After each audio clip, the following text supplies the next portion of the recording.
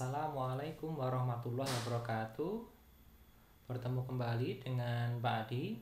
Kali ini kita akan membahas tentang cara menjalankan software Item 4.3. Kalau kemarin kalian sudah mencoba untuk membuat input data untuk Item 4.3. Nah, kali ini kita akan mencoba mencari hasil dari input tadi, kita analisis atau kita jalankan dengan menggunakan software Item 4.3. Nah, sebelumnya untuk tampilannya nanti akan seperti ini. Item 4.3 di sini file ataupun software yang bisa kalian gunakan ini ya, Item 4.3. Jadi di application ini nanti bisa kalian double klik saja untuk dijalankan programnya. Nah, untuk software sendiri nanti Pak disertakan di deskripsi ya. Nah, di sini tinggal kalian double klik saja, nanti akan muncul tampilannya seperti ini. Item 4.3. Di sini ada file, kemudian input format, kemudian scoring, kemudian output option. Nah, kita mulai dari file terlebih dahulu. Bagian ini itu digunakan untuk mengisikan dari input yang sudah kita buat. Jadi tinggal mengambil saja di data matrix file ini, kita isi dengan kita klik di bagian ini. Kita ambil data yang sudah kita buat kemarin ya, tinggal diklik saja, kemudian open. Nah, kemudian bagian ini itu kalau kita membuat formatnya dengan format Item 3 atau versi 3 ini bisa kita centang, maka item controller akan hilang atau tidak aktif. Nah, karena kita sudah membuat kuncinya juga, maka kita hilangkan saja centangnya ini. Kemudian item control file itu kita isi, kita klik di sini, kita isi dengan kunci yang sudah kita buat pada video sebelumnya. Kemudian open saja. Kemudian untuk output file bisa kita isi nama terserah kita, misalkan mau Pak Adi isi dengan hasil seperti ini. Kemudian selanjutnya adalah run title-nya. Nanti kita jalankan, ini bisa kalian default seperti ini dari sananya, atau kalian bisa ganti hasil item juga boleh, hasil item ini. Nah, kalau sudah, kemudian inputnya kita isi. Yang pertama adalah number of examine ID column. Itu kita lihat data yang kemarin, kalau misalnya kita lupa gitu ya, data ini gitu ya. Nah, itu untuk ID siswanya itu ada berapa karakter. Di sini kita hitung, kita ambil yang paling panjang. Ini ada 1 2 3 4 5 6 7. Maka kita isikan nanti di sini 7.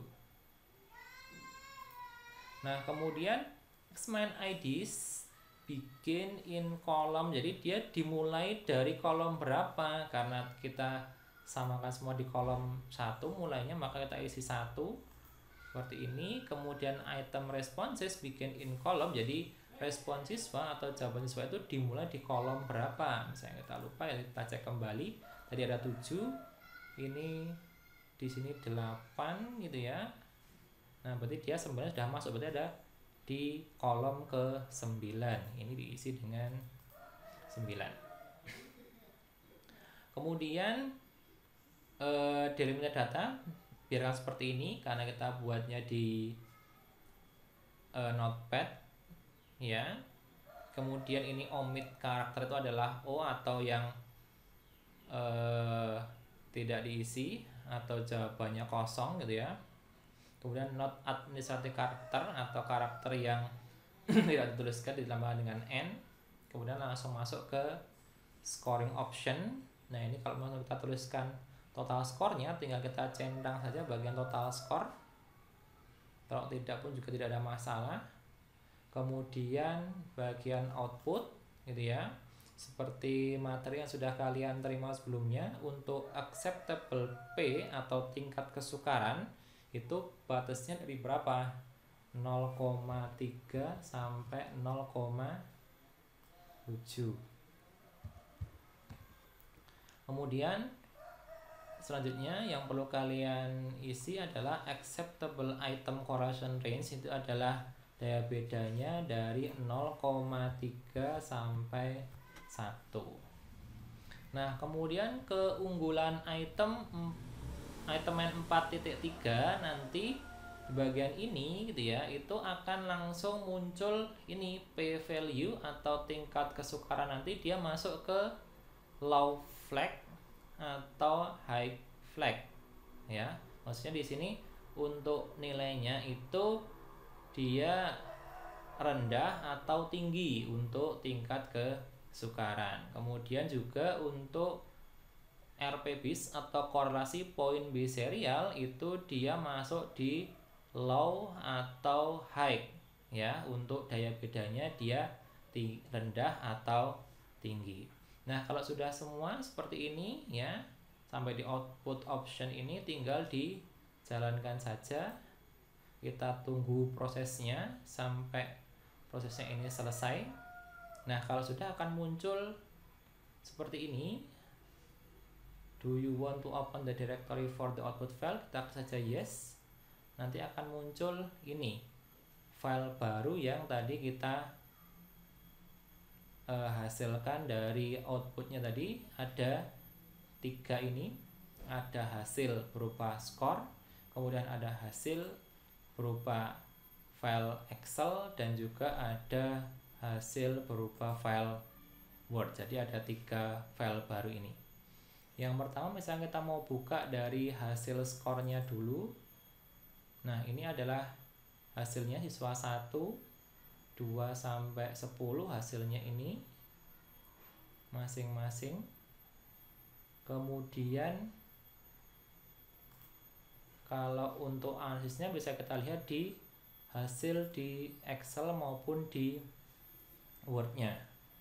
Nah dari sini yang bisa kita lihat bahwa yang pertama itu adalah reliability analisisnya. Bisa kita lihat ini alfanya 0,68. Jadi reliabilitasnya 0,68. Kemudian untuk masing-masing butir itu bisa kita lihat di sini ya. Jadi dari mulai butir 1 sampai butir ke 20.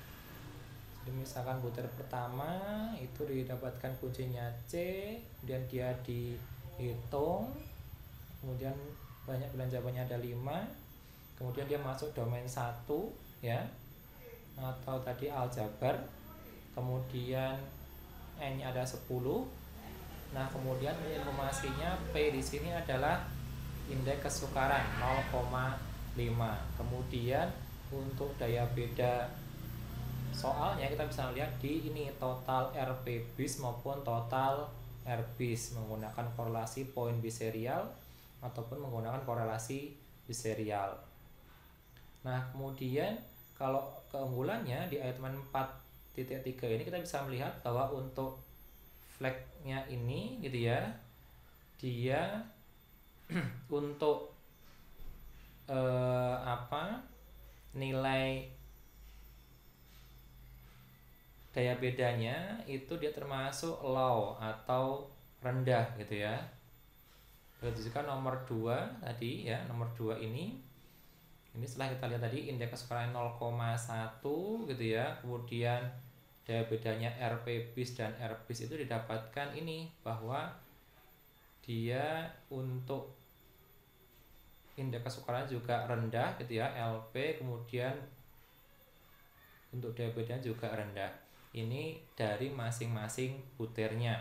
Kemudian kalau untuk hasil analisis untuk pengecohnya, ini selain tadi untuk butir pertama dan seterusnya ya sampai 20, masing-masing juga sudah dituliskan di sini gitu ya. Nah, di sini untuk optionnya ini atau pilihan jawabannya ada A, B, C, D, dan E gitu ya, dan juga omit atau jawaban selain A, B, C, D, dan E. Jadi untuk yang pilihan jawaban A itu yang memilih ada 3 orang atau di sini 0,3 atau 30%. Kemudian nanti bisa juga dilihat untuk masing-masing pilihan jawaban nanti daya bedanya berapa. Di sini kalau menggunakan RP bis, kemudian di sini menggunakan R bis atau korelasi poin biserial ataupun korelasi biserial. Untuk masing-masing pilihan jawabannya A, B, C, D, dan E ini sudah dituliskan di sini untuk berfungsinya pengecoh berapa yang memilih. Di sini keterangannya kunci kalau di item 3 kan berupa tanda bintang ya. Kalau di sini sudah dituliskan ini kuncinya C, berarti yang C ini tidak perlu kita analisis untuk kunci jawabannya. Nah, kemudian kalau untuk tampilan Word-nya bisa kalian buka, nanti akan muncul seperti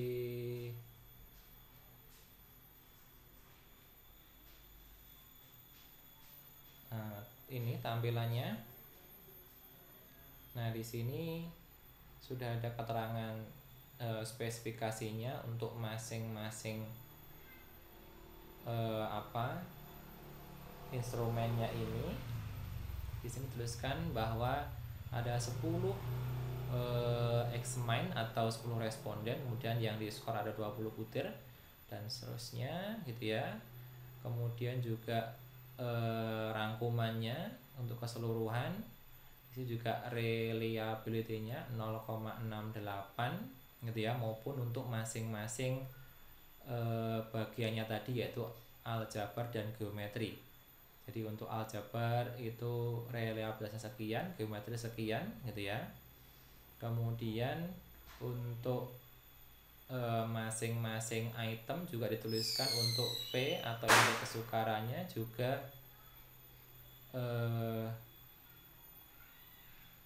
daya bedanya maupun juga keterangannya dia low gitu ya atau high gitu ya. Kemudian ini juga ditampilkan untuk diagramnya dan juga untuk masing-masing butir itu juga dituliskan di bawahnya. Nah, kurang lebih seperti ini untuk butir 1 ini ya, segmen 1. Nah, itu medinya, ini jawabannya C gitu ya. Kemudian ini keterangannya tadi low gitu ya untuk daya bedanya. Jadi ini nilai indeks kesukarannya, ini nilai daya bedanya gitu ya. Kemudian ini untuk masing-masing pengecoh gitu ya, A, B, D, E karena kuncinya C sudah dituliskan di sini. Untuk nilai korelasi poin biserial untuk masing-masing pilihan jawabannya juga sudah dituliskan di sini. Nah, begitu cara membaca dari output atau analisis menggunakan item 4.3. Demikian yang dapat Pak Ari sampaikan. Sampai ketemu lagi di video selanjutnya. Terima kasih. Assalamualaikum warahmatullahi wabarakatuh.